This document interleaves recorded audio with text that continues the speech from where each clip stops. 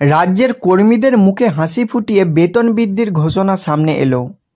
সরকারি কর্মীরা একত্রিত হয়ে বেতন বৃদ্ধির দাবি তুলছিলেন সেই কবে থেকে। তবে আগে না জানানো হলেও এবার সরকার বেতন বৃদ্ধির সিদ্ধান্ত জানিয়ে দিল। সরকারি কর্মীদের মন রাখতে এবার গুরুত্বপূর্ণ সিদ্ধান্ত নিল রাজ্য সরকার। সরকারের তরফে জানানো হয়েছে খুব শীঘ্রই নাকি কর্মীদের বেতন বৃদ্ধি হবে। স্বাভাবিকভাবে এই ঘোষণায় মুখে হাসি ফুটেছে সরকারি কর্মীদের। যা জানা যাচ্ছে এক ধাক্কায় নাকি 11,900 টাকা বেতন বাড়তে চলেছে তাদের। আর তাই খুশির অন্ত রইল না তাদের। আসলে অপেক্ষার ফল মিষ্টি হলো রাজ্যের সরকারি কর্মীদের জন্য। অবশেষে বেতন বৃদ্ধির সিদ্ধান্ত নিচ্ছে রাজ্য সরকার।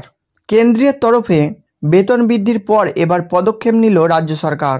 সরকারি কর্মীদের বেতন বৃদ্ধির সিদ্ধান্তে সিলমোহর পড়েছে মন্ত্রিসভার বৈঠকে। রাজ্যে কর্মরত কিছু কর্মীর বেতন এবার এক ধাক্কায় প্রায় 11,900 টাকা পর্যন্ত বাড়ানো হয়েছে।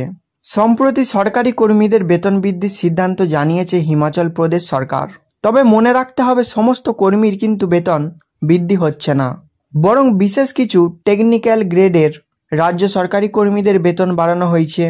কাদের বেতন বাড়ল, কত টাকা বাড়ল, আসুন সেই বিষয়ে দেখে নেওয়া যাক। রাজ্য সরকারের নতুন সিদ্ধান্তে বেতন বৃদ্ধি হলো অপারেশন থিয়েটার অ্যাসিস্ট্যান্টদের। এদের আগের বেতন ছিল 17,820 টাকা, বর্তমান বেতন হয়েছে 25,000 টাকা।